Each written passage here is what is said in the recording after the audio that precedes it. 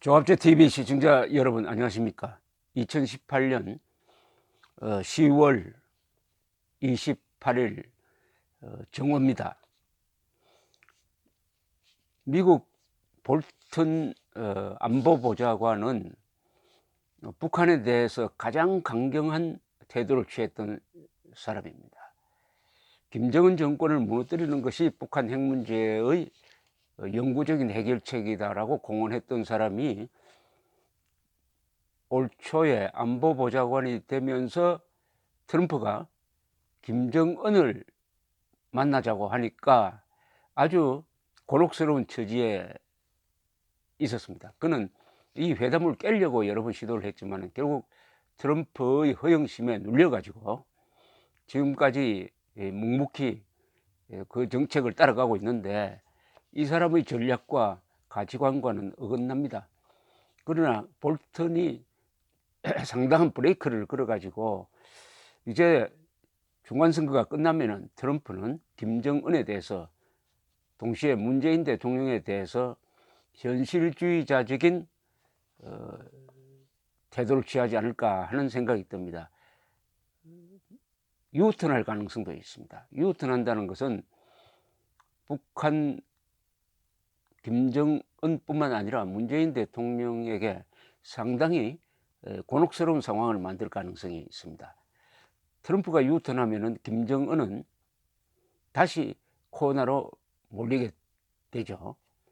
이런 상황에서 볼턴이 이제는 간접적으로 중국과 북한을 압박하는 전략을 쓰고 있는데 이게 일종의 대전략입니다. 대전략이란 말이 있습니다. 그랜드 스트래티지라고 하는데 대전략은 이 전술적 개념이 아니라 아주 큰 게임을 하는 것입니다. 크게 이 전략 상황을 바꿔가지고 유리한 결과를 도출하는 방식인데 가장 대표적인 게 1972년 헨리 키신저 안보보좌관이 닉슨 대통령을 움직여서 중국과 화해함으로써 수교는 카트 때 하게 됩니다만 중국과 미국이 화해함으로써 중국과 소련 사이를 이간질시키는 데 성공을 합니다. 그러니까 세계 전략 상황이 바뀌는 거죠. 유라시아 대륙에서는 당시 소련입니다. 소련과 중국이 같은 공산국가로서 손을 잡게 되면은 미국이 대항하기가 힘든데 그 두 나라를 떼어놓음으로써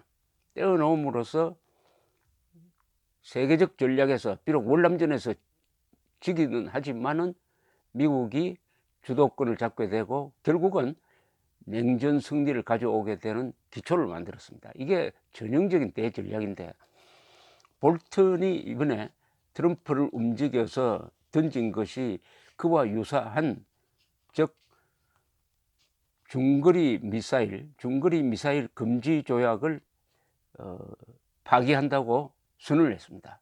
이 중거리 미사일 금지 조약은 흔히 INF로 불립니다. INF라고 불리는데 Intermediate Range Nuclear Forces Treaty라고 불립니다. INF 중거리 핵 전력 조약이다라고 불립니다. 이것은 1987년에 고르바초프와 레이건 사이에서 맺어졌습니다. 이것이 결국은 소련 해체로 갔다는 주장이 아주 강력합니다. 또 이것이 세계적 범위에서는 핵 전쟁의 위험을 단축시켰다, 낮추었다는 것이죠.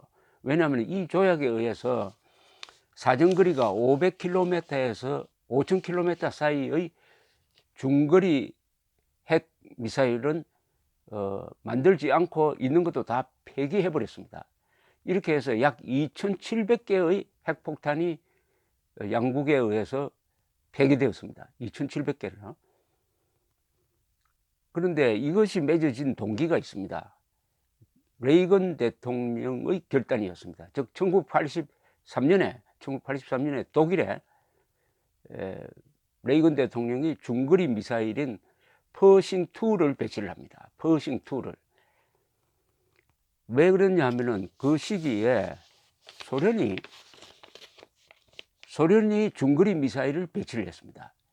그러니까 안보 불안을 느낀 유럽 각국, 특히 당시에 서독의 슈미트 수상이 우리도 배치를 해야 된다 해가지고 그분은 사회민주당 출신인데 미국 측에 요구를 했지만은 카터 대통령은 듣지 않다가 레이건이 그걸 받아서 배치를 하게 되는데, 이때 유럽, 특히 독일을 중심으로 반전 운동가, 공산주의자, 녹색당, 심지어 빌리 브란트 3인당 총리 출신까지 나와가지고 배치 반대 운동을 벌였습니다. 그 규모가 대단했습니다. 예컨대 1983년 10월 23일 이 독일에서는 전국에서 한 100만 명 이상이 시위를 했습니다. 퍼싱2 배치 반대 시위를 했습니다. 그래도 바로 그의 연말에 신속하게 레이건 대통령이 퍼싱2 미사일을 배치를 하니까 소련이 이미 소련 지역에 배치해 놓았던 SS-20 중거리 미사일이 사실상 무력화되었습니다. 양쪽이 다 중거리 미사일로 딱 대치를 하니까 이게 균형이 핵 대 핵, 미사일 대 미사일의 균형이 맞춰짐으로써 소련이 군사적 우위를 누리려고 했더니 실패를 하고 말았습니다. 레이건 대통령의 결단이었어요. 그러니까 고르바초프가 등장한 다음부터는 이렇게 군비 경쟁해서는 안 되겠다 해가지고 타협점을 모색하다가 87년에 500에서 5,000km 사이의 중거리 미사일 폐기 조약을 맺었던 것입니다. 자, 그런데 그것이 지금까지 계속되고 있는 상황에서 요사이 미국이 생각이 달라졌습니다. 왜 생각이 달라졌냐 하면은 이것은 러시아와 미국의 손발만 묶습니다. 그런데 중국은 계속 개발하고 있습니다. 심지어 중국의 핵미사일 전력 중에서 90% 이상이 바로 이 중거리 미사일입니다. 그러니까 중국이 만약 이 조약에 가입했더라면은 중국은 핵미사일을 대부분 만들 수 없게 되는 것이죠. 그런데 지금은 프리핸드니까 조약에 가입하죠. 그러니까 미국은 이 조약에 가입했다가는 중국만 유리하게 해준다, 그런 판단을 한 것입니다, 볼턴이. 그런데 이것을 파기하려면은 러시아가 이 조약을 지키지 않는다 하는 명분을 내걸어야 되는데, 러시아가 최근에 약점을 잡혔어요. 뭐냐면은 SC8로 불리는, 이것은 나토에서 그렇게 붙인 SC8로 불리는 이 크루즈 미사일인데, 이게 사정거리가 2,000km 되는 것을 지금 개발하고 있다. 또는 이스라엘은 작년에 이미 실전 배치했다, 이렇게 됩니다. 이건 명백하게 이 조약 위반이에요. 그래서 미국은 이런 등등을 명분으로 걸고 볼턴 보좌관이 지난주에 가서 만났습니다. 푸틴도 만나고 해서 파괴하겠다는 뜻을 전했어요. 파괴하겠다는 뜻을 전했는데, 푸틴을 만난 자리에서 아마 무슨 이야기를 했는지 모르지만은 아마 깊은 이야기를 한 것으로 보입니다. 그 편린을 볼 수 있는 게, 볼턴이 러시아를 방문하고 푸틴을 만난 다음에 그 남쪽에 있는 그루지아라고 그러기도 하고 자신들은 조지아라고 부르는데 이 나라를 방문했습니다. 한때 소련에 속해 있었죠. 바로 스탈린이 이 그루지아 출신입니다. 그루지아. 세바르드나제도 그루지아 출신인데, 베리아도 그루지아 출신인데, 여기 가서 로이터 통신하고 이야기를 하면서 이런 이야기를 했네요. 볼턴은 러시아에 대해서 이렇게 충고를 했다는 것입니다. 즉, 중거리 미사일 조약을 계속 유지를 하면은 미국뿐 아니라 러시아도 손해를 본다. 왜냐? 지금 러시아의 심장부를 겨누고 있는 게 중국의 중거리 미사일이다. 중국의 중거리 미사일이 러시아의 심장부를 건드리고 있다. 그러니까 미국과 러시아가 함께 이 중국의 중거리 핵미사일 위협에 대해서 논의를 해야 된다고 생각한다. 이렇게 이야기를 했습니다. 이건 아주 중대한 이야기입니다. 중대한 이야기예요. 이게 또 사실이에요. 왜냐하면은 중국이 만든 중거리 미사일은 미국보다는 러시아에 가깝고, 물론 한국, 일본을 다 사정권으로 두고 있지만 특히 러시아의 심장부를 노리는 지역에 말하면 러시아, 중국 국경선 근방에 배치되어 있으므로 이게 실질적으로는 러시아에 대한 위협입니다. 그러니까 볼턴이 이렇게 이야기했죠. 우리 두 나라가 손발이 묶여 있는 사이에 중국이 미사일 전력을 증강해 가지고 바로 당신 나라를 지금 위협하고 있다. 이렇게 이야기를 했을 것이라고 봅니다. 러시아는 지금 물론 중국과 군사훈련도 같이 하는 등 아주 친밀하게 보이는 것 같지만 절대 동맹관계는 아닙니다. 동맹관계는 될 수가 없어요. 국경선을 길게 공유하고 있으니까, 더구나 유라시아 대륙에 있는 2대 강국이니까 자연스럽게 라이벌 관계가 유지됩니다. 그러나 트럼프 같은 사람이 워낙 아메리카 퍼스트 정책을 펴니까 임시적으로 공조하고 있는 것처럼 보입니다. 그리고 북한 문제에 대해서도 중국과 러시아가 은근히 김정은을 밀어주는 형식을 보이지만은 그게 기본적으로 이 라이벌 관계에서는 벗어날 수 없다는 게 볼턴의 시각일 것입니다. 그래서 키신저가 했던 식으로 러시아와 중국을 벌려놓는데 이 바로 중거리 핵 미사일 협정, 요게 아주 절묘한 열쇠다. 요걸 파괴하면은 이제는 러시아와 미국이 오히려 중국을 협공할 수 있다. 그러니까 중국에 대해서는 이렇게 이야기할 수 있겠죠. 앞으로 우리 이제 러시아와 미국은 앞으로 우리도 중거리 미사일 만들겠다. 이렇게 이야기하겠죠. 그렇게 되면 어떻게 됩니까? 미국이 중거리 미사일을 만들어 가지고 괌, 오키나와 일본에 배치하고 또는 한국에 배치하고, 그리고 소련이 공개적으로 이제 중거리 미사일을 만들어 가지고 시베리아 또는 블라디보스토크 같은 부근에 딱 배치를 해 놓으면은 아주 중국은 세계 1대 2대 군사 강국에 의해서 포위되는 모습이 됩니다. 중국으로서는 아주 난감한 처지에 처할 겁니다. 그러면 반발하겠죠. 중국이 반발할 것입니다. 중국은 지금 이 조약으로 얼마나 많은 혜택을 받고 있는지 아마 실감을 하지 못하고 있을 것입니다. 왜냐하면 미국이 그 막강한 중거리 미사일을 다 폐기하고 이 아시아 태평양 지역에 배치 안 한 틈을 타 가지고 중국이 중거리 미사일을 막 만들어 가지고 이 아시아 또는 태평양 지역에서 미국과 경쟁하려고 하는데, 그것은 미국 힘이 없어서가 아니라 이 조약에 의해서 손발이 묶여 있었기 때문이죠. 그런데 이제는 프리핸드가 되겠다고 하니까 난감하게 되어 있습니다. 중국이 난감하게 되어 있습니다. 앞으로 러시아의 태도가 주목이 됩니다.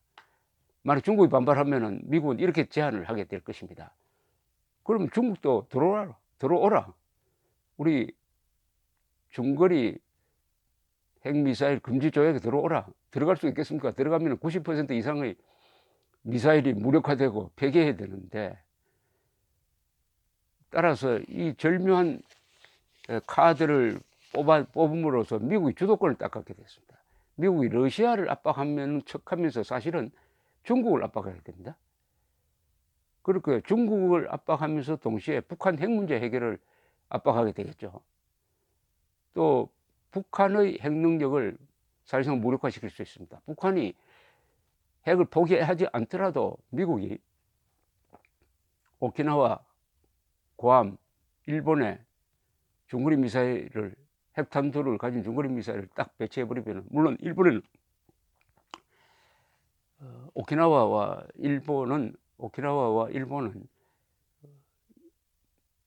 일본에 배치하는 건 좀 어렵겠죠. 괌에는 뭐 자기 영토니까 배치할 수 있죠. 그러면 뭐